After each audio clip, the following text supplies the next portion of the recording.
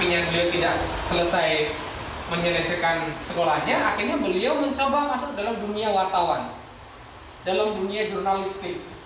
Dalam dunia jurnalistik, Ki Hajar ini kritis dengan pemerintahan Hindia Belanda pada saat itu. Kemudian karena kekritisan beliau, akhirnya Ki Hajar dibuang di Belanda.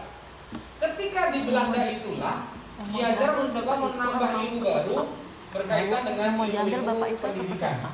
Makanya kalau kita nanti lihat dari apa namanya, buku-buku yang beliau sampaikan, dasar-dasar pendidikan yang beliau sampaikan itu banyak dipengaruhi oleh tokoh-tokoh pendidikan barat seperti Montessori, seperti Froebel misalnya. Itu sangat mempengaruhi pola pikir Ki Hajar sehingga sampailah kita yang merasakan bagaimana konsep pendidikan yang kita rasakan saat ini. Seperti lambang kuliah Handayani itu salah satu konsep yang diberikan, yang dicetuskan oleh Ki Hajar Dewantara. Ki Hajar Dewantara itu mengatakan bahwa pengajaran dengan pendidikan itu berbeda. Kalau pengajaran itu hanya sebatas transfer ilmu, tetapi kalau pendidikan itu lebih dari itu, yaitu menuntun, mendidik. Bagaimana murid tidak semata-mata hanya kaya akan ilmu, tetapi juga kaya akan nilai-nilai, sikap, karakter yang mereka miliki seperti itu. Maka dari itu beliau menyampaikan bahwa pendidikan itu kunci dari kemajuan sebuah bangsa. Jadi ketika sebuah negara itu pendidikannya bagus, itu akan berimbas kepada kemajuan sebuah bangsa. Negara itu maju bukan karena sumber daya alamnya, tetapi maju karena sumber daya manusianya. Kita bisa melihat Jepang, kita bisa melihat Korea. Mereka tidak begitu melimpah sumber daya alamnya, tapi mereka bisa maju itu karena sumber daya manusianya. Sedari awal Ki Hajar memahami bahwa konsep pendidikan sangat berpengaruh terhadap kemajuan sebuah bangsa. Nah, beliau menyampaikan bahwa tujuan pendidikan itu adalah menuntut segala kodrat yang ada pada anak agar mereka dapat mencapai keselamatan dan kebahagiaan yang setinggi-tingginya sebagai manusia dan juga sebagai anggota masyarakat. Itu tujuan pendidikan. Kalau kita cermati di dalam Undang-Undang Nomor 20 Tahun 2003 itu sinkron. Artinya tujuan dari Ki Hajar dengan tujuan pendidikan kita itu sama. Kemudian ini bahwa seperti saya sampaikan tadi, konsep pengajaran dengan pendidikan itu berbeda. Yang dititik beratkan pada Ki Hajar adalah pendidikannya pada dasarnya, karena di sana termuat tidak hanya transfer ilmu, tetapi juga nilai-nilai yang lebih luas dari itu. Nah ini yang paling penting, Bapak Ibu semuanya. Selama ini kita beranggapan bahwa kita itu sebagai guru itu serba tahu, serba punya kuasa untuk merubah diri kita. Kita marah-marah, kita bentak-bentak, kita perintah-perintah, padahal itu konsep yang salah. Menurut Ki Hajar, guru itu seperti petani, seperti tukang kebun, yang tidak bisa merubah benih jagung menjadi padi, yang tidak bisa merubah padi menjadi benih jagung. Tugas guru adalah menyiapkan tanah yang bagus. Tugas guru adalah menempatkan tanaman dekat di sinar matahari yang cukup. Tugas guru memupuk tanaman agar subur. Sehingga ketika kita menemukan benih yang tidak bagus, itu diharapkan akan berhasil sebuah panen yang buah yang bagus. Jadi guru tidak boleh merubah kodrat murid, karena sekali lagi murid punya keunikan yang berbeda. Kita tidak boleh memaksakan seekor ikan harus pandai memanjat. Itu menjadi aturan, menjadi kodrat begitu. Kita tidak bisa memaksa citah untuk bisa pandai berenang, karena kelebihan citah adalah berlari. Ini yang perlu kita tanamkan kepada Bapak Ibu semuanya, bahwa peran guru sekali lagi dianalogikan sebagai seorang petani yang bisa menuntun tumbuhnya benih agar menghasilkan panen yang bagus, tetapi tidak boleh berubah padi menghasilkan jagung. Maka dari itu, dalam konsep pendidikannya, kita harus melihat kodrat alam dengan kodrat zaman. Kalau kodrat alam itu bahasa akademisnya mungkin pendidikan kontekstual, yaitu ketika kita mendidik siswa itu disesuaikan dengan kodrat alam sekitar. Tadi saya mendengar Bapak Adi itu sedang mengajar siswanya berenang di kolam Paraduta. Ini sebagai contoh bagaimana kita harus melihat kodrat alam di sekitar, bahwa di sekolah kita itu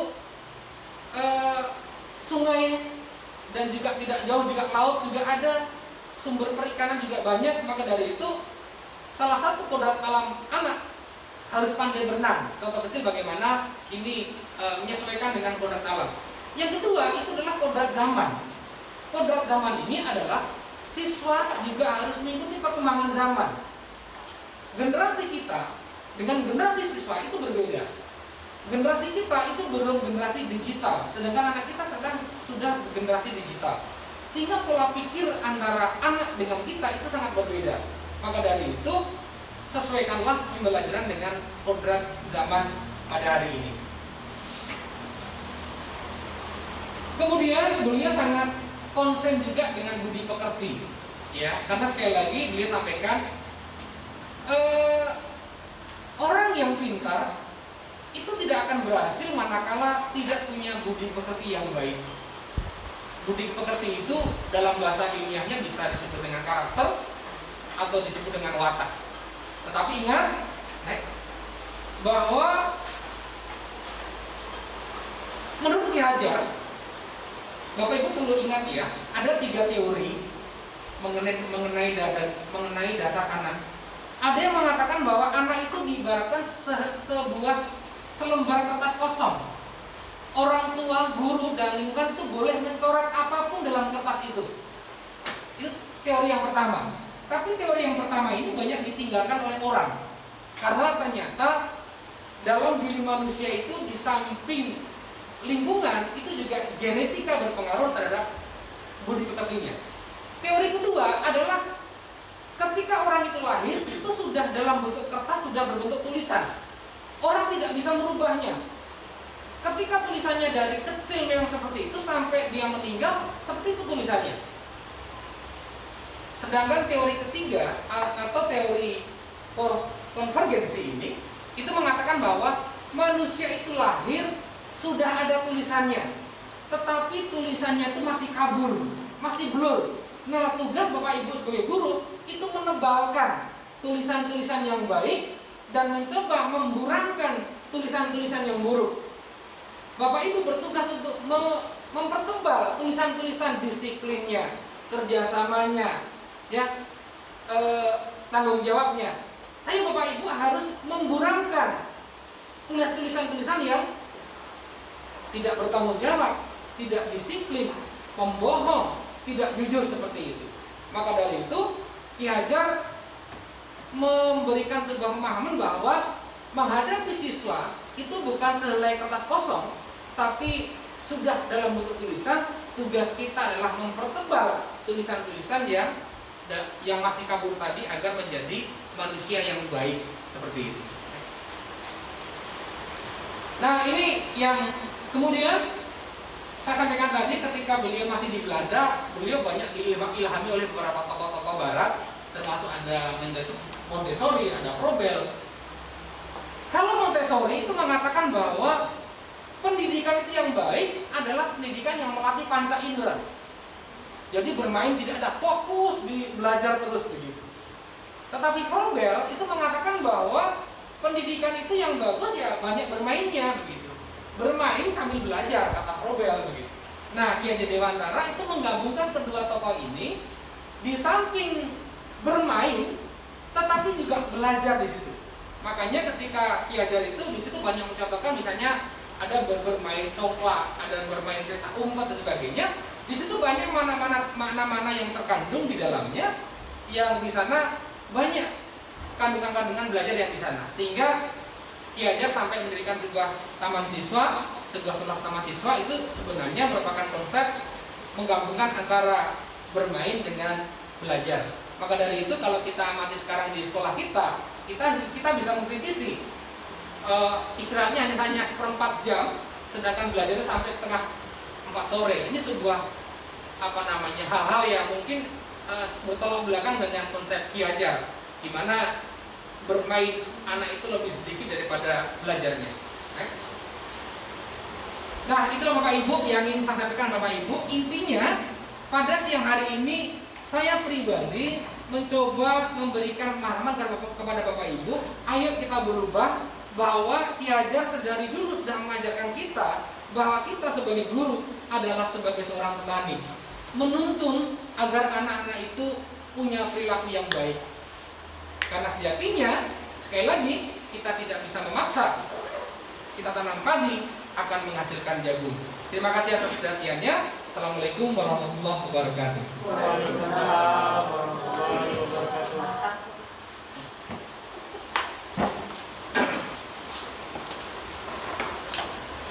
Terima kasih saya ucapkan kepada Pak Ambar yang telah memberikan pengarahan atau bagaimana sih sebenarnya menjadi seorang guru yang baik itu menurut Ki Hajar Dewantara. Yang sama seperti Pak Ambar bilang tadi, saya sendiri pun bisa dikatakan mungkin masih baru untuk menjadi guru, baru 5 tahun.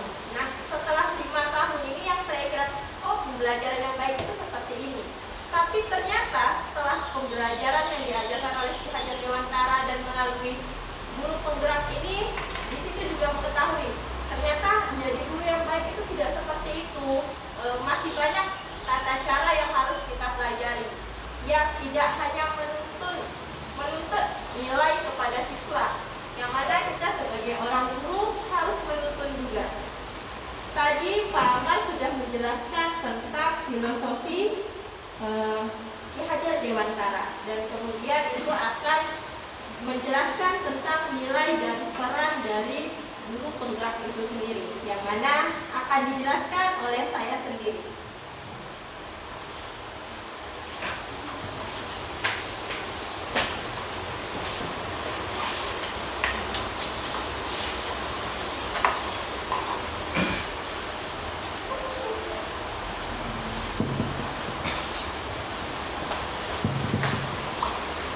Baiklah, di sini saya bagian kedua yang akan menjelaskan apa itu nilai dan peran guru penggerak, yang mana kita sebagai seorang guru penggerak itu nantinya saling menggerakkan guru baik pun murid untuk nantinya ke depannya insya Allah sekolahnya menjadi sekolah penggerak. Jadi bukan hanya sekedar gurunya yang bisa melakukan perubahan dalam proses pembelajaran. Namun kalau nantinya kita merasa sudah satu visi, kita sudah satu misi sebagai seorang pengajar yang baik dan yang seharusnya itu seperti apa, maka bisa ke depannya kita membuat sekolah kita itu menjadi sekolah penggerak berikutnya.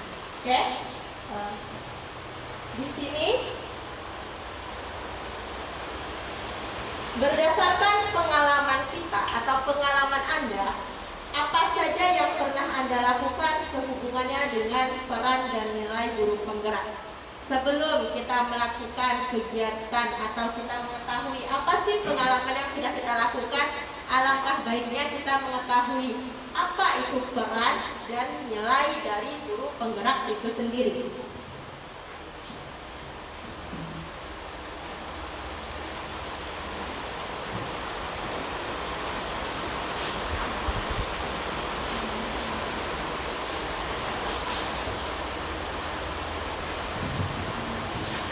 Di sini ada beberapa bentuk atau ada beberapa macam dari peran seorang guru penggerak.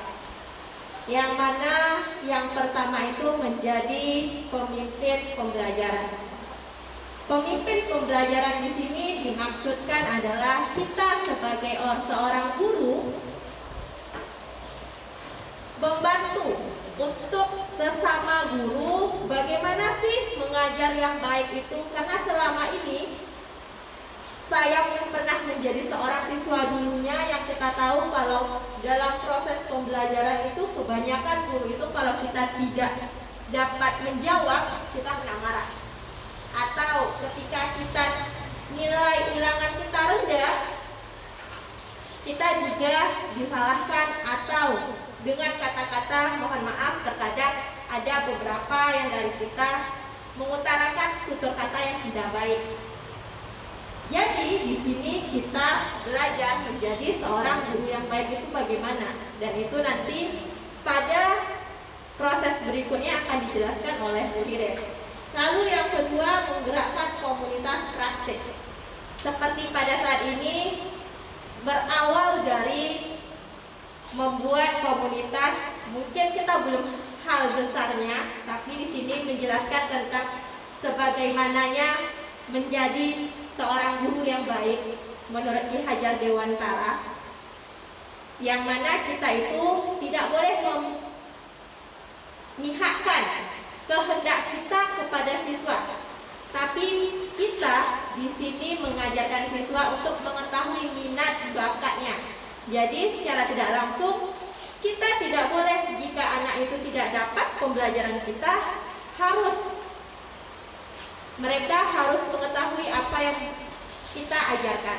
Padahal setahu kita tidak semua siswa menginginkan atau tidak semua siswa dapat mempelajari semua proses pembelajaran. Jadi di sini kita belajar untuk membuka komunitas praktis menjadi guru yang sebaiknya itu seperti apa.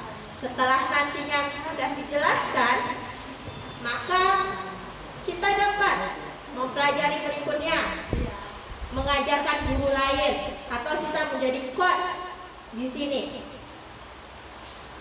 Dan lalu kita dapat mendorong kolaborasi antar guru. Mendorong kolaborasi antar guru di sini kita bisa saling berdiskusi. Mungkin bisa dibuat itu kolaborasi kecil, berawal dari misalnya pembuatan RPP. Karena kebanyakan dari kita pembuatan RPP itu langsung ngambil dari Google, Kopas,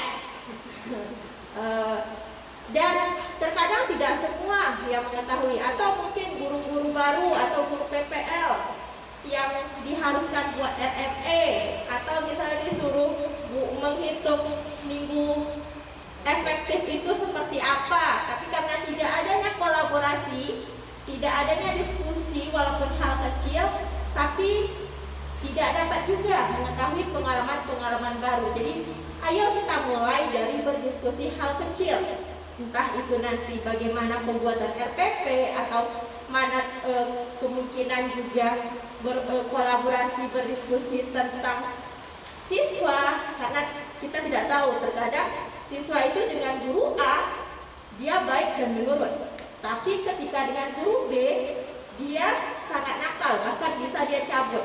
Karena apa? Disitulah kita berkolaborasi, saling berdiskusi. Apa sih yang salah dari saya, proses mengajar saya? Jadi kalau kita saling berdiskusi, kita saling mengetahui anak, minat anak, keinginan anak, kemungkinan ada perubahan yang lebih baik kita lakukan. Lalu yang kelima, mewujudkan kepemimpinan model. Di sini kebanyakan kita selalu berpikir anak murid yang berkepemimpinan itu adalah anak yang baik. Jadi kebanyakan kita berpikir anak yang nakal, anak yang sering cabut itu tidak bisa jadi apa-apa. Disitulah terkadang kita secara tidak langsung membedakan antara anak pintar dan anak yang kurang. Bukan dikatakan bodoh, tapi anak yang kurang. Kurang seperti apa? Bisa jadi dia kurang perhatian, bisa jadi juga dia kurang kasih sayang, dan kurang mengetahui minat yang baiknya itu seperti apa. Nah, di sini kita sebagai seorang guru hendaknya berdiskusi dengan muridnya untuk melihat kepemimpinannya seperti apa. Jadi walaupun dia anak yang bandel, ayo kita ayomi, bukan mentang-mentang dia anak bandel, oh kamu telat, memang sudah seperti itu, biasa juga telat, langsung aja pulang sana. Kebanyakan seorang guru pasti seperti itu, tidak mendidik anak. Karena bagaimanapun ketika saya sekolah, saya pun pernah begituan. Lalu bisa kita lihat nilai-nilai dari seorang guru itu apa.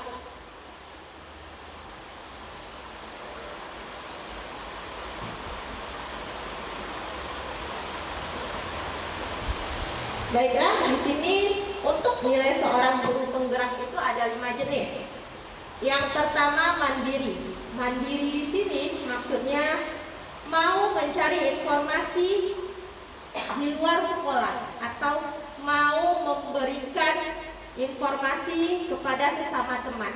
Jadi tidak tergantung jika di sekolah ada kegiatan apa, informasi apa, atau pembelajaran yang lebih baik seperti apa, baru kita mengikuti. Bukan seperti itu. Maksudnya kita bisa mengikuti kegiatan-kegiatan sekolah lainnya. Seperti sekitar 2 minggu lalu itu ada kegiatan dari Zenius yang mengajarkan tentang bagaimana menjadi guru yang bermedia. Secara kita tahu sekarang atau pada saat ini tuntutan zaman itu sangatlah kuat. Bagaimana bentuknya? Itu adalah menggunakan IT.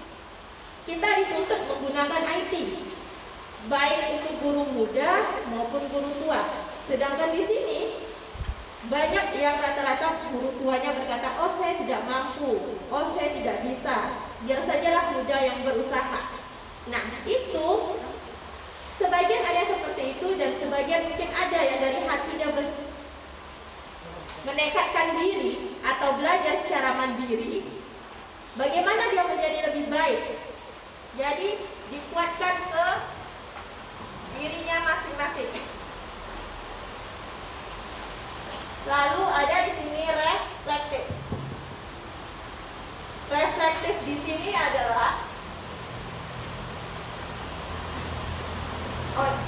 yang kedua adalah berpihak kepada murid. Berpihak kepada murid di sini maksudnya bukannya kita membenarkan keseluruhan apa kata murid. Bukannya kita mengikuti kehendak murid. Tapi kita mengadakan pembelajaran itu berpihak kepada murid seperti pembuatan awalnya kesepakatan kelas. Sebelum kita melakukan pembelajaran, kita melakukan kesepakatan kelas. Bagaimanakah kelas itu yang harus dikerjakan? Bagaimanakah kegiatan pembelajaran yang harus kita lakukan? Nah, jika kita sudah melakukan kesepakatan kelas, yang mana itu merupakan keinginan murid atau pendapat dari murid, maka dari situ kita bisa berbuat atau melakukan kegiatan yang kita lakukan itu sesuai dengan keinginan dia. Karena dengan telah melakukan kegiatan yang sesuai dengan keinginan dia, maka mereka akan bertanggung jawab dengan apa yang mereka sebutkan atau apa yang sudah mereka yakini. Lalu berikutnya ada tentang inovatif. Kita sebagai guru di sini dituntut untuk kita mampu. Kita sebagai guru di sini dituntut untuk mampu melakukan pembelajaran yang beragam atau yang berinovasi. Tidak hanya menonton yang guru masuk ke dalam lalu buka LKS halaman 12, kerjakan ini, atau misalnya perhatikan ibu di sini. Perhatikan di sini apa yang ibu jelaskan, nanti setelah itu kalian kerjakan LKS halaman sekian. Tidak seperti itu yang diharapkan di sini. Jadi pembelajarannya itu berinovasi. Bisa mungkin belajarnya di luar atau bisa pembelajarannya itu dilakukan dengan menggunakan game, atau bisa juga menggunakan pembelajaran itu menggunakan IT. Jadi di situ seorang guru dituntut untuk berinovatif dalam melakukan pembelajaran. Agar apa? Agar siswanya sendiri pun tidak bosan dalam mengikuti pembelajaran dengan guru itu sendiri. Lalu ada nilai guru penggerak berikutnya, yaitu kolaboratif. Kolaboratif di sini yaitu bekerja sama, baik sesama guru maupun dengan siswanya atau muridnya. Bukan hanya sekedar sesama guru yang seperti tadi, misalnya mengadakan RPP atau misalnya mencari tahu materi untuk ujian atau olimpiade. Namun di sini kita juga hendaknya berkolaborasi kepada siswa. Kenapa seperti itu? Karena kita dalam proses belajar mengajar yang kita ajarkan itu adalah siswa. Jadi kalau kita hanya berkolaborasi kepada guru dan siswanya hanya mengikuti kehendak kita, apapun yang kita inginkan anak harus dapat. Itu secara tidak langsung melanggar filosofi dari Ki Hajar Dewantara, dan secara tidak langsung itu juga membuat anaknya merasa terpaksa dalam proses pembelajaran, sehingga dalam proses belajar pembelajaran siswa tidak berminat. Ada yang bermain-main, ada juga yang nanti tidur mungkin di kelasnya atau lain sebagainya. Lalu ada kegiatan yang berikutnya yaitu reflektif. Reflektif di sini yaitu setelah kita melakukan kegiatan, baik itu mencari informasi secara mandiri, belajar secara mandiri, atau kita melakukan pembelajaran dengan berpihak kepada murid dan melakukan pembelajaran dengan metode baru atau melakukan pembelajaran dengan inovasi pembelajaran, dan kita telah berdiskusi, maka di akhir kita refleksi di mana sih kemungkinan yang bisa digunakan dalam kelas, bagaimana sih pembelajaran yang baik, atau bagaimana seharusnya yang harus kita lakukan sebagai seorang guru untuk mewujudkan dari nilai dan peran seorang guru. Baiklah, untuk nilai dan peran guru hanya itu bisa saya sampaikan, dan materi berikutnya itu tentang visi guru penggerak yang akan dijelaskan oleh Ibu Epiteti. Kepada Ibu Epiteti dipersilahkan. Beri aplaus dulu yang oke, terima kasih. Baiklah Bapak Ibu yang hebat semua, baik guru-guru PPL, salam sejahtera buat kita semua. Sebelum kita mulai sesi ya tentang visi guru penggerak nih, biar lebih sehat dulu kita, biar agak gembira. Main tebak-tebakan dulu. Tebak-tebakan ini diam-diam ya, yang sudah tahu ya.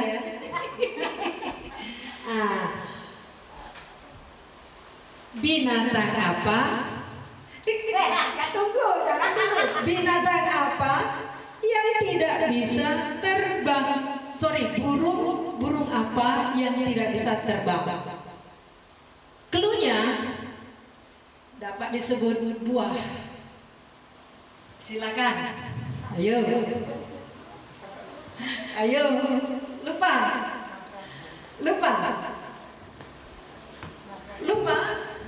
Apa? Ya, siapa yang tahu? Burung apa yang tidak bisa terbang? Ayo, cluenya dapat disebut buah. Treng. Apa betul Keda? Tidak tahu, Bu. Nah, buah apa itu dari Selandia Baru? Yes, 100 untuk Pak Abang. Tangan dulu. Oke.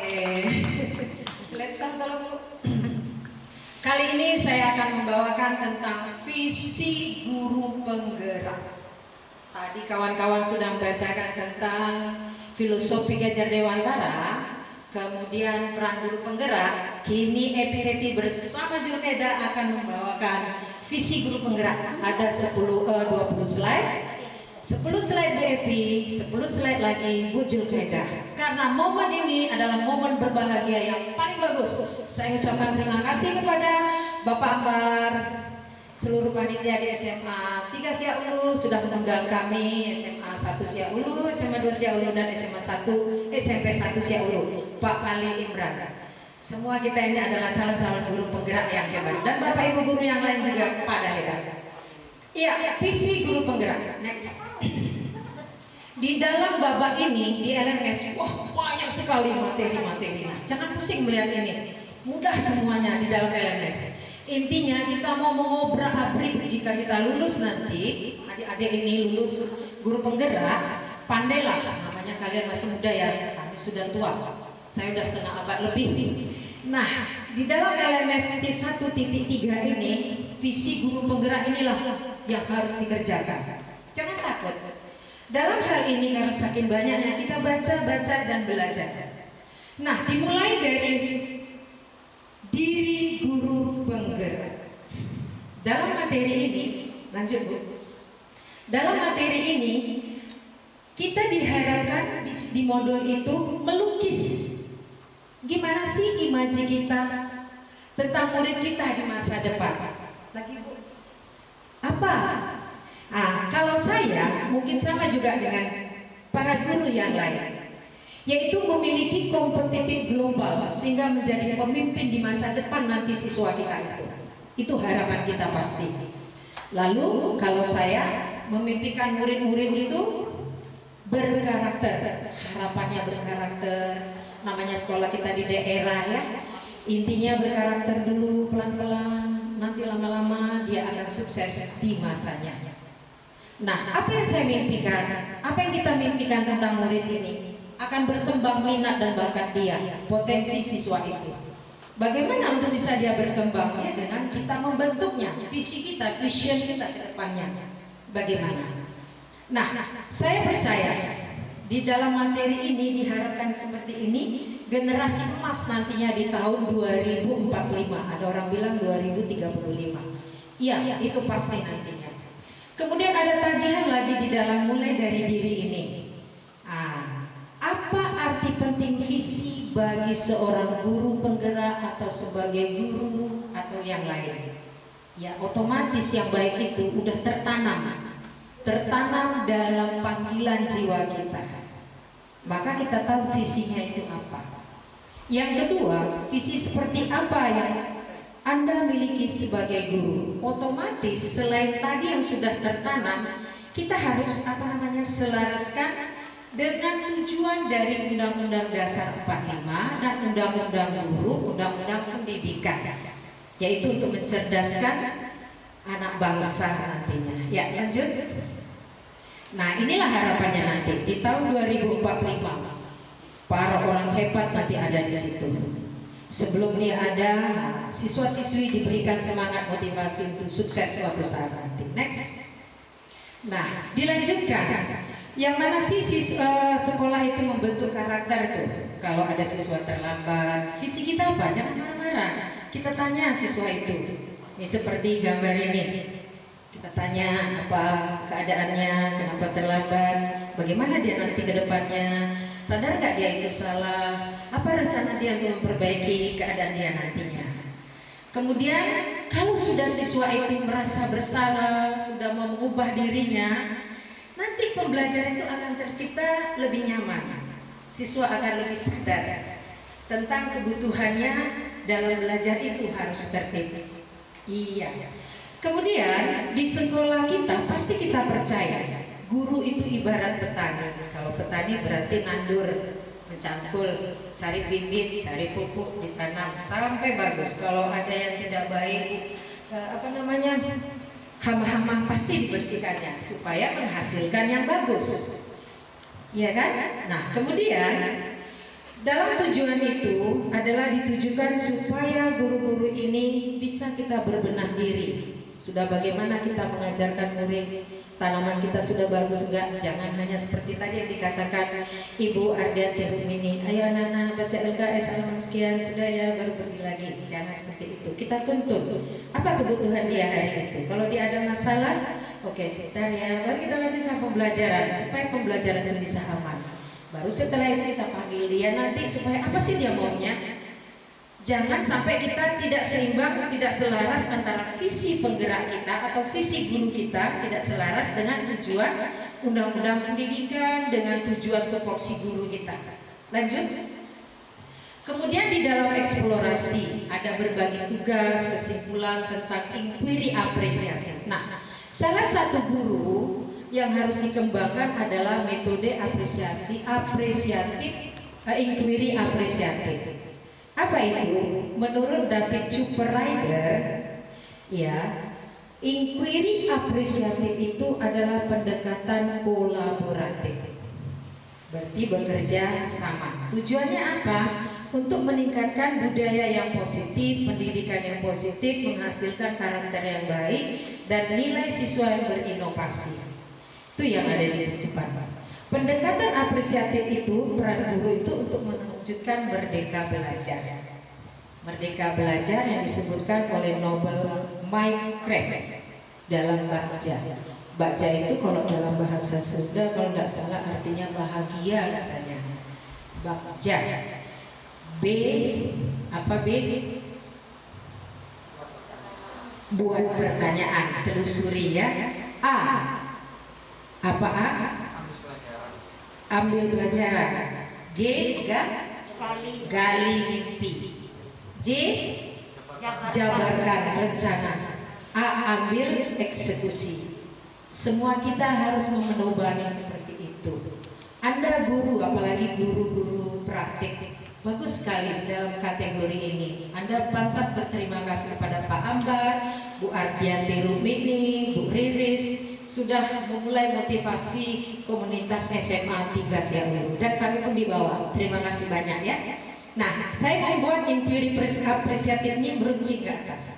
Kenapa dia meruncing ke atas? Arti bahwa ini kita mengakomodasi semua potensi-potensi yang ada di sekolah, ada di diri siswa, ada di diri guru. Nah, baru dengan demikian kita mempunyai pola paradigma perubahan mengarah yang positif, dan pendidikan yang positif mengarah yang baik, meningkatkan anak itu yang baik dengan melakukan salah satu bagja. Nanti setelah kita lakukan itu, pembelajaran inquiry apresiatif akan menghasilkan benefit. Benefit itu adalah keuntungan bagi kita. Sehingga keuntungan itu bukan cepat, namanya pendidikan tidak ada yang cepat menghasilkannya. Itu adalah investasi pendidikan. 10-20 tahun yang akan datang baru kita lihat anak itu insinyur, anak itu jadi dokter, anak itu jadi hebat. Atas siapa yang berjasa di situ? Para semua guru-guru hebat, semua kita hebat. Nah, berikutnya kita buat tahapan inquiry itu tadi, ragaman-ragaman dari tahap 1, kedua, lanjut Bu, ketiga. Nah, semua itu memulai dengan 5W1H, bagaimana, di mana, bagaimana, apa motivasi, semua kita cari tahu bagaimana mengelola siswa itu, kelemahan-kelemahannya. Itu putaran pertanyaan Mbak Jata. Lanjut Bu. Terus tahapan selanjutnya sampai diakhiri dengan nanti eksekusi. Ini gali mimpi, apa kira-kira siapa yang akan terlibat ya. Lanjut, sumber daya apa, kemudian mengidentifikasi tindakan yang diperlukan. Lanjut, nanti siapa yang meminta bahannya saya persilakan, nanti akan saya bagi. Ini mimpi saya. Otomatis contoh aja nih ya. Contohnya SMA 1 siap dulu. Jadi nanti adik-adik itu bisa mengubahnya sama mana impiannya nanti. Inilah impian saya itu, mengeksplor yang ada, berbagi. Murid impian saya itu adalah memiliki filosofi pendidikan yang terbaik. Dan mereka memiliki pendidikan itu, pendidikan diperoleh oleh semua siswa sama. Karena filosofi itu memperluas pandangan cakrawala siswa untuk yang pintar. Oke, lanjut. Nah, di dalam kolaborasi isi guru penggerak saya samakan itu, baik pemetaan kekuatan, baik gallery work, baik ruang kolaborasi, presentasi dan umpan balik, sama semua. Di situ ada kekuatan, di situ ada program, baik guru, kepala sekolah, semua ada, sesuai dengan yang disebut oleh Peter H. Drucker, bahwa tugas kepemimpinan adalah menciptakan keselarasan kekuatan dengan cara yang membuat kelemahan suatu sistem menjadi tidak relevan. Lanjut, ini dia aset kategori, icak-icaknya nih, karena kepala sekolah kami Bu tuh yang sebelah sana. Tekan lagi Bu, kayaknya dia bermain-main tuh. Kategori ini kekuatan termasuk galeri work juga ini. Galeri berarti pajangan foto-foto adalah perjalanan atau jurnal kita, pemetaan kita, presentasi ini dia. Saat klik jadi dia. Ada kepala sekolah, ada semua. Nah setelah itu ada refleksi terbimbing. Sorry sebentar, ini dulu Bu. Yang tadi Bu. Ini terakhir materi saya. Habis itu dilanjutkan oleh Ibu Julgeda. Enggak lanjut, saya lanjut. Oke. Nih, semua sekolah pasti punya aset. Aset itu kekuatan. Jadi adik-adik yang guru-guru praktik ini harus tahu sekolah ini apa kekuatannya. Gedung semua, sarana, prasarana, labor, pustaka, lapangan, semua itu aset kita. Bagaimana mengelolanya supaya berdampak pada murid, guru, dan masyarakat. Nah, apalagi kita COVID sekarang ini, suasana tatap muka terbatas, sama kita dengan semua sekolah. Situ masuk pakai termogan. Tapi ideal ya, kami memang masih berkekurangan termogan.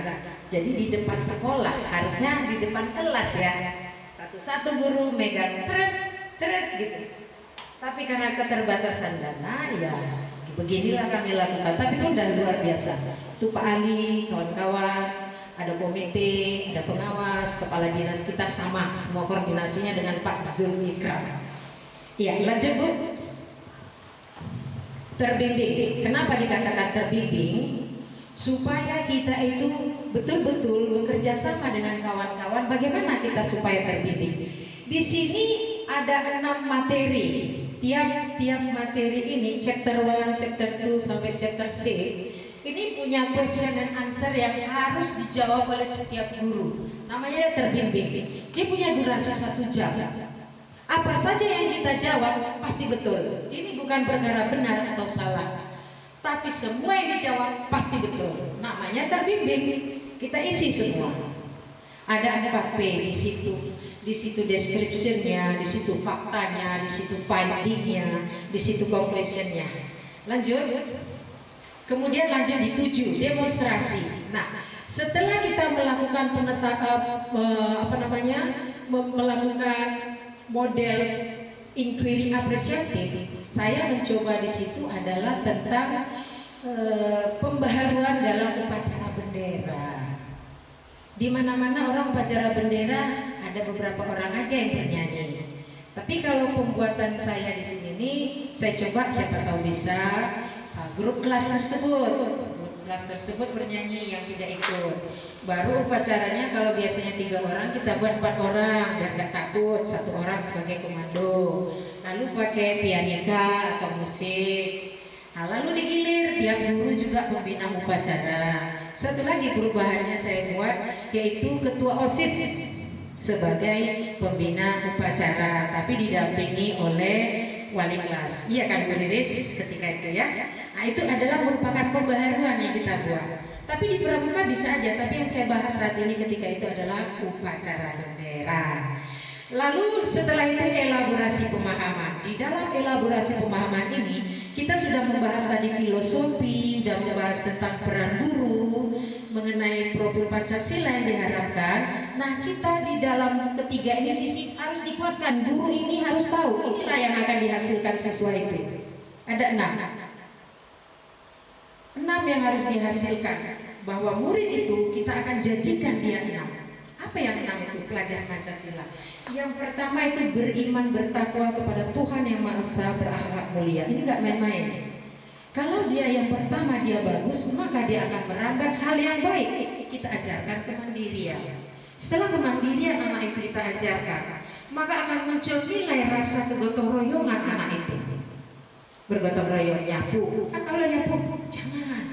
Maka kita tetapkan di kelas kan ada pikir kelas. Kalaupun di kelas itu pikirnya nggak jadi-jadi, kenapa nggak pikir, kenapa nggak bagus? Nih pengalaman saya buat seperti itu. Kenapa kalian nggak pikir? Nilai saya dibuat 75. Apa kesalahan saya di situ? Ini saya kasih tahu juga. Betul ibu melakukan desain yang baik kepada anak. Tapi kalau boleh, ibu jangan banyak bergerak ketika mengarahkan anak itu tidak pikir, tetap di tempat. Bagaimana keyakinan kelas kita? Apakah ini salah atau betul? Jangan bergerak ibu ke sana, jangan bergerak ibu ke sana, katanya. Oh iya Bu ya, terima kasih. Ini saya bagikan supaya jadi pengalaman bagi kita, visi kita, tujuan kita, bagaimana siswa itu nanti menjadi baik. Kalau saya, kalau marah, baik. Ya, siapapun saya sepakat untuk yang baik, sepakat untuk tidak yang baik. Itu dia. Jadi 6 ya, kita harapkan ya adik-adik yang guru PPL, baru kita yang guru-guru, kita upgrade lagi. Ini dia. Dan yang terakhir adalah kreatif. Ini harapannya. Apalagi kita sekolah di daerah ini, anak-anak paling malas dia belajar. Bagaimana memunculkan kreativitas dia? Kalau dia suka main HP, saya bilang gini, nah kamu pandai main HP ya? Iya. Oke, kalau tugas kamu belum siap, kirim aja Google Drive. Oh aman Bu, saya punya Google Drive. Oke, nah kalau gitu kirim Google Drive, kirim ke ibu linknya. Nanti ibu buka, ibu kasih nilai. Jadi nggak apa-apa, nggak pakai buku tulis. Boleh Bu, boleh. Nah itu saya masukkan di dalam pemahaman saya untuk di aksi nyata. Siswa-siswi mampu menggunakan Google Drive, Insert, kemudian rekam layar. Itu nantinya. Lanjut ya. Nah, kemudian di dalam elaborasi ini ada 4 nanti kita diminta. Siapa tahu nanti adik-adik yang mengikuti CGP ya, ada 4 yang diminta. Tapi entah kalau angkatan berikutnya beda lagi pertanyaannya. Pada zaman kami ini, angkatan ketiga ada 4 yang diminta. Pertama itu apa yang Anda pahami tentang paradigma inquiry? Tadi sudah ya, paham yang kolaboratif untuk menggali kemampuan anak dengan tahapan-tahapan baca. Baca itu bahasa Sunda bahagia, ada tahapan terencananya. Yang kedua, kita ditanya memahami mengenai peran sebagai pendidik untuk mewujudkan murid dengan profil Pancasila di sekolah Anda. Nah, ini yang bingung kita. Saya sendiri aja bingung, sampai 360 derajat berputar otak saya, bagaimana ini untuk membentuknya ini. Tapi akhirnya saya mencoba, oh iya, mulai dari diri kita, berbuat yang baik, kita ajarkan. Dan seiring sejalan dengan visi tujuan kita, bergandengan tangan dengan peran guru penggerak. Bukan guru penggerak aja ya, Anda semua yang guru-guru praktek ini, kita guru penggerak loh, tergerak, bergerak, dan terus bergerak. Kalau nggak usah jadi guru. Tapi karena saat ini masih guru, tergerak, jalan besok bergerak, naik besok lagi ke kelas 3, bergerak terus. Jadi harus kita ikuti. Nah, supaya apa? Unggul kita yang di 6 tadi. Apa yang di 6 tadi itu? Profil Pancasila. Ya deh ya, oke 6 tadi itu. Yang pertama jangan lupa berakhlak mulia. Ya. Yang ketiga, sebagai seorang pendidik apa yang harus Anda lakukan berdasarkan konsep IKA dan profil Pancasila? Nah, ini apa yang harus kita lakukan? Memahami kepada siswa, memunculkan karakter baik. Filosofi Ki Hajar Dewantara itu betul-betul ditanamkan bahwa siswa itu ibarat benih yang kosong, yang perlu kita tandur yang baik. Waktu udah mau habis ya, sebentar lagi ya. Keempat, respon is required. Jika masih terdapat hal yang belum, nah kita dikasih ruang di sini. Di mana yang masih belum, baru kita buat lagi mana yang kurang. Oke, lanjut. Kemudian elaborasi pemahaman. Di sini adalah web meeting. Asik loh di web meeting. Ketemu instruktur yang hebat, kawan-kawan yang hebat. Kita bisa melihat semua di jendela web. Lanjut. Di 9 koneksi antar materi. Koneksi antar materi ini tercipta dari materi-materi sebelumnya, lalu dituanglah di sini. Setelah ini baru kita masuk dalam demonstrasi kontekstual. Lanjut.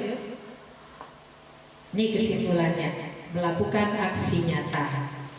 Dalam hal ini, ketika guru itu membuat aksi nyata, harus betul-betul memanajemen perubahan yang dibuat dengan baik. Agar dalam aksi nyata itu tidak ada yang dihukum siswa, tapi betul-betul menggali kemampuan siswa itu dalam pembelajaran apa pada saat itu. Karena tagihan pembelajaran setiap 1 kali tatap muka pasti berbeda dengan tatap muka berikutnya. Iya, inilah kesimpulan yang isinya. Ketika itu saya menggunakan jurnal refleksi saya, menggunakan rekam layar kalau tidak salah. Siswa mampu menggunakan rekam layar, lalu berani memasukkannya di YouTube. Sebelum YouTube diedit, lalu mereka mengirim link ke saya.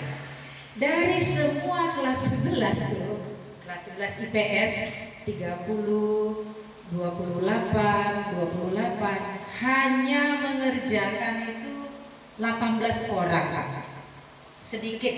Jadi saya harus memperbaiki lagi kelemahan-kelemahan itu. Karena kan aksi nyata, aksi itu bisa berhasil, bisa tidak. Kalau tidak berhasil, dilakukan perbaikan dan diuji, dan kami ini akan dicek oleh pendamping kami, guru praktik pendamping, Pak, pengajar praktik. Dia datang, di mana kelemahan kami dalam aksi nyata ini? kami kasih tahu tidak berhasil siswanya sekian. Oh, berarti ibu membutuhkan model yang baru lagi. Tapi sebelum model yang baru lagi tetap gunakan appreciative inquiry. Lanjut Bu. Nah, setelah itu di dalam modul 1-3, kalau udah kita lalui ada 13 poin, kita berhasil di situ. Sudah maksimal belajar, sudah dinilai kita. Selesailah. Lalu terakhir adalah, silakan Bu. Nah, modul itu ada daftar pustakanya, dia tidak ngambang, tetap ada dasar hukumnya, dasar buku-bukunya. Inilah pemaparan dari saya tentang visi guru penggerak, tujuan kita sebagai guru penggerak. Dilanjutkan oleh Riris.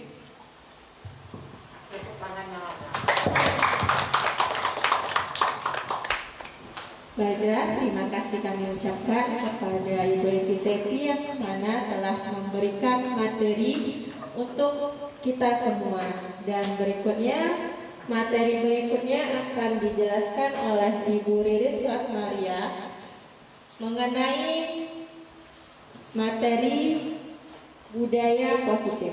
Kepada Ibu Riris, kami persilahkan.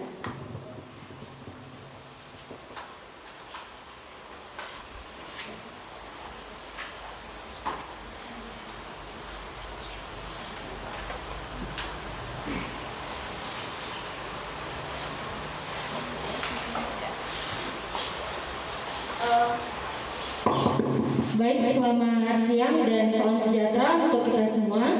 Di sini Bapak Ibu yang saya hormati, saya bersyukur, saya berterima kasih atas kesempatan yang diberikan.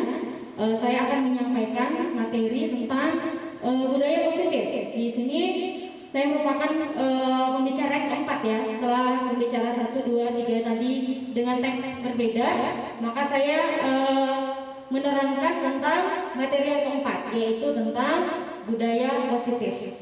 Boleh di next kan Ibu? Oke, di sini dimulai dari disiplin. Ya, tadi kan budaya ya. Yang artinya budaya itu berarti suatu kebiasaan yang nantinya akan kita terapkan di sekolah kita masing-masing. Nah, di sini ada disiplin positif. Berbicara tentang disiplin, pasti yang terpikir dengan kita adalah tata tertib. Ya, jadi kita masuk di satu sekolah itu sudah ada tata tertibnya 1 sampai 10, 1 sampai 20, ada tata tertib, ada aturan-aturannya, ada peraturan-peraturan yang sudah dibuat di sekolah masing-masing. Kemudian berbicara tentang disiplin, kita mengaitkan dengan teratur. Oh, kalau disiplin berarti teratur semuanya. Muridnya teratur, gurunya teratur, semuanya teratur. Seperti itu pemahaman kita. Kemudian juga kepatuhan pada peraturan. Nah, tadi sudah ada tata tertib, sudah ada peraturan, berarti kita patuh kepada peraturan itu. Itulah yang kita pahami tentang disiplin. Bahkan terakhir, disiplin itu sering dikaitkan dengan hukuman. Jadi kalau tidak taat aturan, tidak taat tata tertib, dihukum. Seperti itu ya. Kita juga di sekolah seperti itu. Ada siswa yang melanggar aturan sekolah, kita kasih hukuman. Seperti itu. Itulah yang kita pahami selama ini tentang disiplin. Nah, di sini ada satu teori, yaitu dari Diane Gosen dalam bukunya Restriction School Discipline tahun 2001. Dalam bahasa Latin, disiplin itu disebut disiplina. Nah, artinya apa? Belajar. Nah, artinya disiplin itu harusnya dimulai dari diri sendiri. Karena kita belajar. Kita belajar berarti kita mau jadi orang yang lebih baik. Nah, itu dia. Kemudian dari akar katanya disebut disiplin, yaitu artinya murid. Nah, tadi kita sudah belajar, kita menjadi murid, berarti kita orang yang mau menjadi orang yang lebih baik. Ini berarti ada perbedaan ya. Jadi kalau kita bedakan, saya sebentar, ada perbedaan antara yang di sebelah kiri tadi dengan di sebelah kanan. Bedanya apa? Kalau yang di sebelah ujung tadi itu seolah-olah dari luar dia. Ya, kita masuk di SMA 3 ini udah ada tata tertib, udah ada peraturan yang dibuat oleh pihak sekolah, kan begitu. Berarti aturan tadi, hukuman lingkungan tadi berasal dari luar. Sementara kalau yang di sini, yang nomor 2 tadi, teori dari Diane Gosen tadi, ini dari dirinya. Berarti ada motivasi intrinsik. Artinya motivasi yang berasal dari dirinya sendiri. Jadi ada perbedaannya. Jadi yang kita pahami selama ini, ternyata dari luar sudah ada peraturan. Dari pihak lain, pihak kedua, pihak ketiga sudah ada aturan yang harus kita ikuti. Sementara kalau dalam teori si Diane Gosen tadi itu dari dirinya sendiri. Jadi kita belajar, kita menjadi murid, kita mau menjadi orang yang baik. Nah, jadi ada motivasi intrinsik, motivasi yang berasal dari diri sendiri. Kemudian teori dari Ki Hajar Dewantara. Nah, saya mengutip ada kalimat yang dibuat oleh Ki Hajar Dewantara. Saya akan bacakan. Di mana ada kemerdekaan, disitulah harus ada disiplin yang kuat. Sungguh pun disiplin itu bersifat self-disiplin, yaitu kita sendiri yang mewajibkan kita dengan sekeras-kerasnya, tetapi itu sama saja. Sebab, jikalau kita tidak cakap melakukan self-disiplin, wajiblah penguasa lain mendisiplin diri kita. Dan peraturan demikian itulah harus ada di dalam suasana yang merdeka. Jadi ada kalimat yang menarik dari Ki Hajar Dewantara di sini. Jadi kalau Ki Hajar Dewantara tadi sudah dijelaskan oleh Bapak Ambar bahwa salah satu yang ditekankan dalam pemahaman Ki Hajar Dewantara adalah merdeka belajar. Ya, kita mungkin pernah membacanya atau pernah mendengarnya, ada yang namanya merdeka belajar. Ya, jadi dalam kemerdekaan ternyata ada pagarnya lagi gitu. Jadi diberikan kebebasan ini, diberikan ruang kepada anak untuk berkembang sesuai dengan minatnya, sesuai dengan bakatnya, sesuai dengan potensinya. Tapi kebebasan ini ada pagarnya gitu. Pagarnya apa? Itulah yang disebut dengan self disiplin. Artinya disiplin diri sendiri. Jadi harusnya disiplin tadi memang harus dari dirinya sendiri dulu. Jadi bukan dari pihak luar terlebih dahulu, tapi dari dirinya dulu. Ini yang mau kita bangun gitu, melalui budaya positif. Jadi harus dari dirinya dulu, baru nanti kalau tidak berhasil, baru dari pihak yang lain. Nah, ini ada tadi dikatakan penguasa lain.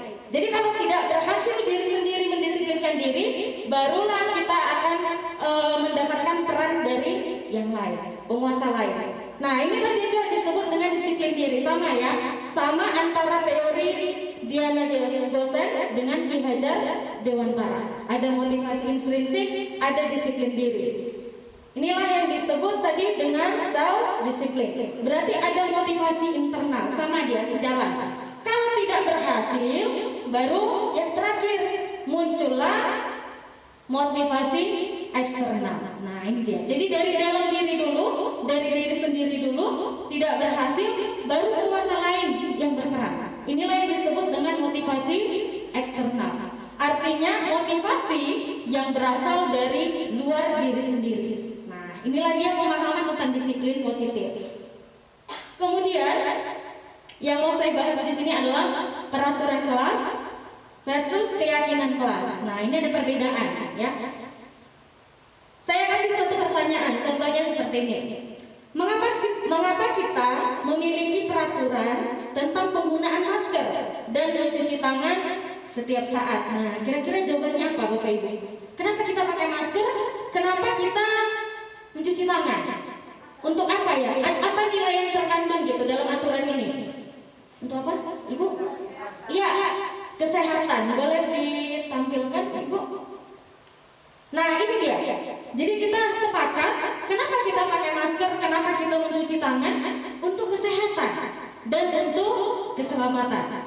Nah, jadi bedanya seperti ini. Kalau peraturan kelas itu kan berupa aturan seperti itu. Kalau keyakinan kelas itu berupa nilai kebajikan.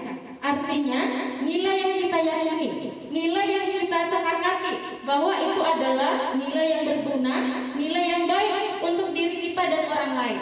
Nah, itu bedanya. Kemudian ada satu contoh peraturan, kembalikan barang ke tempatnya. Nah, kira-kira nilai apa yang terkandung dalam peraturan ini, Bapak Ibu? Nilai apa yang terkandung? Boleh ditampilkan? Nah, ada nilai tanggung jawab. Ini yang kita yakini. Jadi harusnya kalau kita sudah punya keyakinan kelas tentang tanggung jawab, berarti tidak pun harus dibilang kembalikan barang ke tempatnya, kita sudah paham. Oh iya, saya orang yang bertanggung jawab, maka saya harus mengembalikan barang ke tempatnya. Misalnya ya di kelas ada pojok literasi contohnya, kita ambil buku. Setelah kita pakai, karena kita mengingat ada keyakinan kelas kita tentang nilai tanggung jawab, maka akan dikembalikan. Nah, dari mana itu berasal? Tentu dari diri sendiri. Nah, ini dia harusnya. Konsepnya seperti itu. Disiplin positif tadi. Boleh dilanjutkan, Ibu?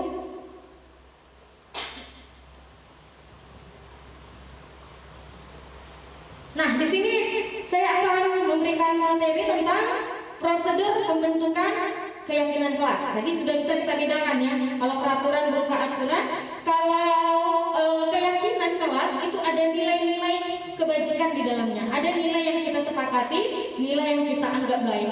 Nah, yang pertama caranya adalah persilakan murid-murid untuk bercurah pendapat. Jadi kita masuk kelas, kita ngajar di satu kelas, misalnya kelas 10 MIPA 1 kita masuk, kemudian kita buka sesi diskusi atau curah pendapat. Nah, kita berikan kesempatan kepada masing-masing siswa kita, silakan keluarkan pendapat kamu untuk membuat keyakinan kelas. Kemudian yang kedua, mencatat semua masukan-masukan para murid di papan tulis atau di kertas besar. Ya, jadi kita manfaatkan ada papan tulis di kelas, ada kertas besar, kita bisa manfaatkan, tuliskan. Masing-masing siswa menuliskan apa yang mau dibuat sebagai keyakinan kelas. Yang ketiga, susunlah keyakinan kelas, ganti kalimat-kalimat dalam bentuk negatif menjadi positif. Ada contohnya? Boleh ditampilkan? Nah, contohnya seperti ini. Tadi kan kita kasih kesempatan nih sama murid untuk memberikan pendapat masing-masing.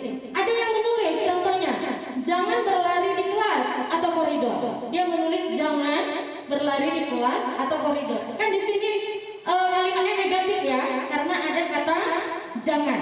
Maka kita ubah itu menjadi kalimat positif. Apa kalimat positifnya? Berjalanlah di kelas atau koridor. Jadi jangan lari-lari, jangan teriak-teriak seperti itu ya. Jadi kita ubah setiap kalimat negatif tadi yang diusulkan oleh siswa, kita ubah menjadi kalimat positif. Kemudian yang keempat,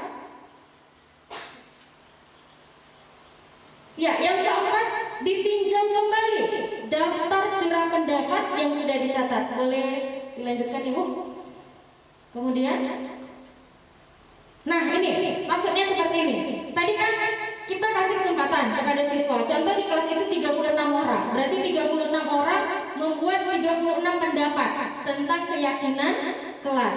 Jadi di antara 36 pendapat tadi, ini bisa kita kerucut. Artinya kita buat jadi satu nilai yang sama seperti itu. Contohnya ada yang menulis berjalan di kelas, dengarkan guru, datanglah tepat waktu. Bisa disarikan, bisa dikerucutkan menjadi satu nilai keyakinan, yaitu tentang saling menghormati atau nilai kebajikan hormat. Nah, seperti itu dia. Jadi kalimat-kalimat yang tujuannya sama, yang mengandung nilai yang sama, maka ini kita satukan menjadi satu nilai keyakinan, yaitu saling menghormati. Berarti di dalam saling menghormati itu sudah ada berjalan di kelas, mendengarkan guru, datang tepat waktu. Nah, seperti itu. Kemudian yang kelima, ditinjau ulang keyakinan kelas secara bersama-sama. Jadi kalau sudah ditinjau dari 36 tadi, berarti keyakinannya tidak menjadi 36 kan sudah dikerucut tadi. Berarti menjadi lebih sedikit. Karena keyakinan kelas itu nggak boleh banyak-banyak. Kalau banyak-banyak kira-kira anak didik kita bisa nggak mengingatnya? Susah ya.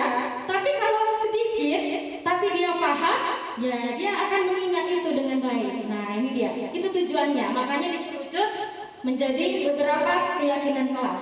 Seperti itu.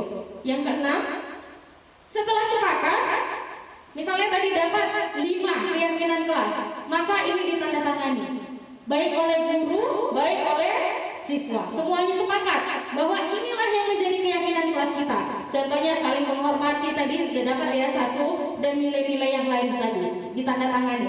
Kemudian yang terakhir, yang ketujuh, baru dilengketkan, tempel di dinding atau di tempat yang bisa dijangkau. Nah, seperti itu langkah-langkahnya Bapak Ibu. Boleh dilanjut Ibu? Nah, ini contoh keyakinan kelas yang sudah dibuat ya. Contohnya, setiap anggota kelas perlu belajar. Jadi dia akan ingat ini. Oh iya, kalau ketika dia mau tidur di kelas lagi belajar, dia ngantuk, dia ingat ini. Oh iya ya, keyakinan kelasnya setiap anggota kelas perlu belajar. Berarti saya tidak boleh tidur. Ya, seperti itu ya. Kemudian yang kedua, selalu bersikap positif. Berarti tidak boleh mengganggu teman. Contohnya seperti itu. Kemudian berkomitmen terhadap setiap tugas, baik tugas piketnya, baik tugas-tugas latihannya, dia akan ingat keyakinan kelas ini. Dan kemudian kami meyakini bahwa sangat penting untuk menghormati semua orang. Dia akan ingat ini. Oh, berarti saya tidak boleh melawan guru. Nah, tidak boleh mengganggu teman saya, tidak boleh cari masalah dengan teman saya, karena ada nilai saling menghormati. Nah, ini dia. Kalau kita buat peraturan tadi, bandingkan dengan keyakinan kelas, kira-kira yang akan lebih berdampak positif kepada murid yang mana Bapak Ibu? Peraturan atau keyakinan kelas? Ya, keyakinan kelas. Kenapa? Karena yang membuat itu adalah dari mereka juga. Kan seperti itu ya. Jadi kalau satu aturan itu berasal dari kita, pasti kita akan merasa lebih bertanggung jawab. Karena kita yang buat. Jadi kita tidak langsung udah ada aturan itu dibuat orang lain, tidak seperti itu. Tapi itu dibicarakan bersama-sama. Sehingga lebih bertanggung jawab kita. Karena dari kita pendapat tadi. Nah, inilah dia contoh keyakinan kelas. Kemudian kebutuhan dasar manusia menurut Dr. William Glasser ada 5 kebutuhan dasar manusia. Jadi ketika kita bertindak, ketika kita berbuat, itu ada tujuannya. Pasti ada yang ingin kita penuhi kebutuhannya. Apa saja? Pertama, kebebasan ya. Kemudian yang kedua, kesenangan. Yang ketiga, kekuasaan. Yang keempat, kebutuhan bertahan hidup. Dan yang kelima adalah cinta dan kasih sayang. Nah, inilah 5 kebutuhan dasar menurut Dr. William Glasser. Boleh di next kan Ibu? Nah, ini ada satu contoh kasus. Nanti kita akan jawab ya Bapak Ibu, kira-kira kebutuhan mana yang mau dipenuhi oleh si Doni. Ya, jadi ada satu kasus saya akan bacakan di satu kelas. Ibu Ani, guru wali kelas 2A di SD Pelita Hati, sedang bingung menghadapi ulah salah satu murid di kelasnya yang bernama Doni. Beberapa anak di kelas 2A telah datang padanya dan mengeluhkan Doni yang seringkali meminta bekal makan siang mereka dengan paksa. Jika Anda menghadapi situasi seperti Ibu Ani, apa yang akan Anda lakukan? Nah, ini dia ya, ini yang mau kita jawab. Menurut kita yang ada di sini, kira-kira apa alasan Doni melakukan hal itu? Tadi ada 5 ya Bapak Ibu, kebutuhan dasar manusia. Pertama tadi adalah, ada yang masih ingat Bapak Ibu? Mungkin karena sore tantangannya lebih tinggi ya. Iya, kebebasan. Yang kedua, kesenangan. 3, kekuasaan. 4, cinta. Ya, kebutuhan hidup. Yang kelima, cinta dan kasih sayang. Nah, ini mau kita jawab Bapak Ibu. Apabila jawaban Doni ketika ditanya oleh Ibu Ani adalah karena ia lapar dan orang tuanya tidak membawakannya bekal makan siang, kira-kira kebutuhan apakah yang dia butuhkan saat itu? Ya, kebutuhan bertahan hidup. Karena dia mengatakan dia lapar, makanya dia ambil paksa bekal temannya. Itulah kebutuhan yang mau dia penuhi kalau jawabannya seperti ini. Yang kedua, apabila Doni menjawab bahwa alasannya mengambil menolong temannya karena dia merasa senang temannya jadi memperhatikan dia. Ketika temannya melaporkan tindakannya itu pada gurunya dan gurunya memberitahu orang tuanya, sehingga orang tuanya jadi memperhatikan dia. Kira-kira kebutuhan apa yang ingin didapatkan Doni pada saat ini? Kasih. Iya, cinta dan kasih sayang. Jadi dia mau cari perhatian supaya dia dapat perhatian dari temannya, dapat perhatian dari gurunya, dapat perhatian dari orang tuanya. Nah, inilah yang dibutuhkannya pada saat itu. Kalau jawabannya seperti itu. Yang ketiga, apabila jawaban Doni adalah dia merasa hebat karena temannya jadi takut dengan dia dan menuruti keinginannya. Kira-kira kebutuhan apa yang dibutuhkan di saat itu? Ya, kekuasaan, power ya. Dia ingin merasa hebat. Jadi kawan-kawannya bakal takut sama dia karena dia bisa menguasai temannya seperti itu. Yang keempat, bila jawaban Doni dalam kasus di atas adalah bahwa dia merasa bosan dengan bekal makanan yang dibawakan ibunya dari rumah karena ibunya selalu membawakan bekal yang sama. Oleh karena itu, dia ingin mencoba makanan teman-temannya yang beraneka ragam. Jadi misalnya emaknya tiap hari masakan telur goreng aja gitu ya. Jadi dia bosan gitu. Kira-kira kebutuhan apa yang ingin dia penuhi saat ini? Kebebasan. Iya, kebebasan. Jadi dia bosan. Aduh, itu terus bosan mah gitu kan. Jadi ingin coba yang lain. Akhirnya dia ambil bekal temannya. Yang terakhir, bila Doni menjawab bahwa ia melakukannya karena iseng saja dan ia menikmati ekspresi wajah teman-temannya yang kesal karena diambil makanannya dan menurut dia ekspresi teman-temannya itu lucu. Kira-kira kebutuhan apakah yang dia butuhkan saat ini? Iya, kesenangan. Dia happy ya melihat kawan-kawannya ekspresinya seperti itu lucu bagi dia. Jadi kebutuhan kesenangan. Nah, seperti itu ya Bapak Ibu. Jadi ada 5 kebutuhan dasar manusia. Kemudian posisi kontrol menurut Diane Gosen ada 5. Nah, ini sering kita lakukan di dalam sekolah ya Bapak Ibu. Kita sebagai penghukum, oh ini paling sering ini ya. Ada anak yang salah, langsung kita bertindak sebagai penghukum. Iya, kita panggil di depan orang banyak pun itu terserah lah, bentak-bentak. Kalau bisa mata melotot gitu ya, membuat rasa takut gitu kepada siswa. Kita sebagai penghukum, misalnya kita bilang patuhi aturan saya atau awas. Nah, seperti diancam seperti itu.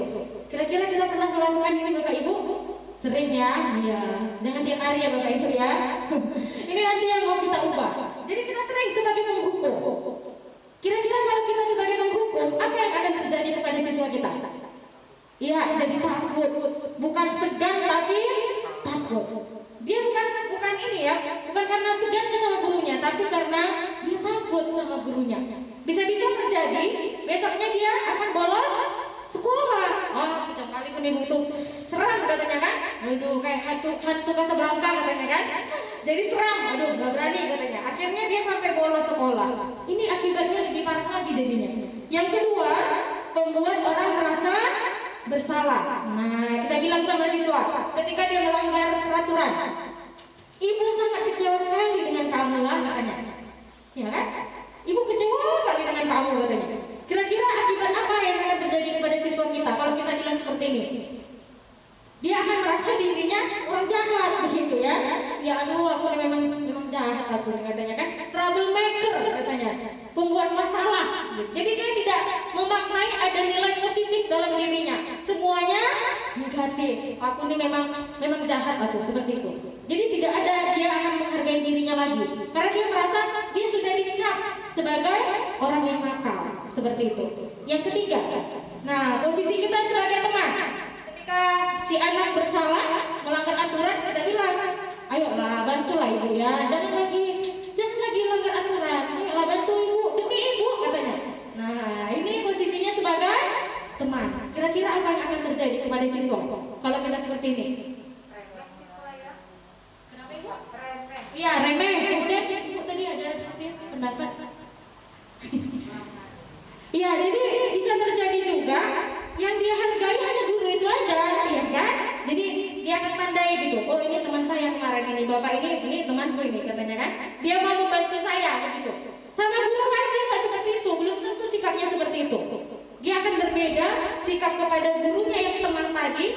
dengan guru yang lain. Nah, itu yang akan terjadi. Kemudian yang keempat, sebagai monitor atau pemantau. Nah, di sini ada data yang disertakan. Misalnya nih, kita kan ada jurnal ya, ada jurnal sikap, jurnal wali kelas juga ada. Kita lihat, kita riwayatkan gitu kesalahannya kan. Ya, bila perlu kita tunjukkan, nih, pelanggaranmu katanya kan. Dari 20 lembar, namaku semua, makanya gitu kan. Nah, kamu ingat konsekuensinya apa? Nah, ini dia sebagai monitor atau pemantau. Tahu konsekuensinya? Tahu Bu, katanya kan? Iya, kok tinggal kelas kok nanti. Nah, inilah dia sebagai monitor atau pemantau. Jadi ada data yang disertakan, diriwayatkan kesalahan siswa. Terakhir sebagai manajer. Nah, dari kelima posisi kontrol tadi, yang paling baik adalah yang kelima ini sebagai manajer. Nanti udah dilanjut di poin terakhir ya Bapak Ibu. Sebagai manajer itu seperti apa sih? Seperti itu. Nah, kita lanjutkan tentang restitusi. Nah, ini yang agak baru ya. Mungkin kita masih jarang mendengarnya. Restitusi itu apa? Restitusi adalah proses kolaboratif yang mengajarkan murid untuk mencari solusi untuk masalah dan membantu murid berpikir tentang orang seperti apa yang mereka inginkan dan bagaimana mereka harus memperlakukan orang lain. Jadi dalam restitusi kita tanya apa alasan dibalik kesalahan yang dia buat tadi. Kemudian yang ketiga, menanyakan keyakinan. Nah, ini dia. Jadi tadi kan kita udah buat keyakinan kelas. Kita ingatkan dia. Jadi menurut kamu terlambat itu hal yang benar atau hal yang salah? Dia pasti akan jawab hal yang salah. Dia akan ingat, oh iya ya, keyakinan kelas tadi bahwa mereka tidak terlambat datang ke sekolah. Berarti saya salah Bu, katanya. Lalu ditanya lagi, kedepannya apa yang akan kamu lakukan supaya tidak terlambat lagi? Nah, dia yang mencari solusinya sendiri. Inilah restitusi, membiarkan anak mencari solusinya. Kita berarti hanya sebagai manajer, kita persilahkan dia untuk mencari solusi atas permasalahannya. Seperti itu Bapak Ibu ya. Jadi ada satu video, boleh keluar dari slide-nya Ibu. Ini contoh restitusi yang sudah saya lakukan.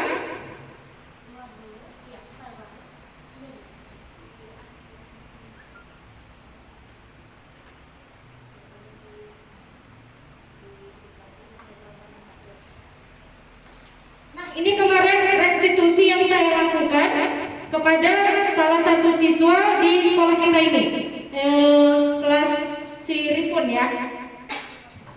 Ya, waktu itu dia terlambat. Jadi di sini diceritakan ini sedang belajar dan dia datang terlambat pada waktu itu. Nah, ini ya Bapak Ibu ya, dia terlambat. Kemudian saya persilakan masuk. Kemudian saya bilang, kamu duduk dulu, tapi nanti jam istirahat temui saya. Nah, ini dia ya, karena kita akan membuat restitusi, berarti berbicara empat mata seperti itu. Nah, ini ya. Kemudian nanti di tahap berikutnya kami mengadakan restitusi. Nah, seperti tadi saya tanya, kenapa kamu? Saya bilang, Ripun kalau terlambat itu hal yang hampir semua orang pernah melakukan, saya bilang. Jadi menstabilkan identitasnya terlebih dahulu, seperti itu. Boleh agak dipercepat Ibu?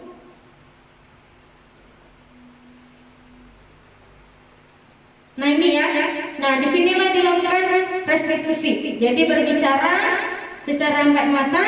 Saya panggil pribadi siswanya. Nah, disinilah saya tanyakan. Saya bilang, ya semua orang pernah terlambat, saya bilang. Tapi pasti ada alasannya kan? Apa alasan kamu Ripun kenapa terlambat? Dia jawab, tadi malam Bu saya main HP sampai tengah malam. Jadi paginya saya terlambat bangun. Itu yang dia sampaikan dalam dialog ini. Kemudian saya tanya lagi, menurut kamu terlambat itu hal yang benar atau salah? Pasti jawabannya hal yang salah Bu. Lalu kedepannya apa yang akan kamu lakukan supaya tidak terlambat lagi? Dia jawab waktu itu, baik Bu, saya akan mengurangi main HP sampai tengah malam. Itu akan saya ubah kebiasaan itu. Kemudian pagi hari saya cepat bangun, saya datang ke sekolah. Kemudian saya tanya lagi, kalau kamu tidak terlambat, kira-kira apa positifnya bagi kamu? Positifnya Bu, saya tidak akan ketinggalan pelajaran. Nah itu jawabnya. Kemudian saya tanya lagi, lalu bagaimana dengan satu keyakinan yang kamu yakini? Baik Bu, saya akan ingat bahwa saya tidak akan terlambat lagi. Inilah restitusi. Jadi distabilkan dulu identitasnya, yang kedua validasi tindakannya, yang ketiga menanyakan keyakinan kelas. Nah seperti itu Bapak Ibu restitusi. Jadi jangan main ya. Setelah dilakukan restitusi, murid tersebut ada kebahagiaan karena dia diingatkan pentingnya nilai-nilai kebajikan yang diyakini dan membuat satu komitmen ke depannya supaya murid itu menjadi lebih baik lagi. Nah inilah restitusi Bapak Ibu. Jadi tidak langsung menghukum dia di depan semua orang, tidak seperti itu. Tapi kita lakukan restitusi. Nah ini dia Bapak Ibu. Jadi demikian pemaparan materi dari saya. Apabila ada kekurangan saya mohon maaf. Terima kasih atas perhatiannya. Selamat sore dan salam sejahtera.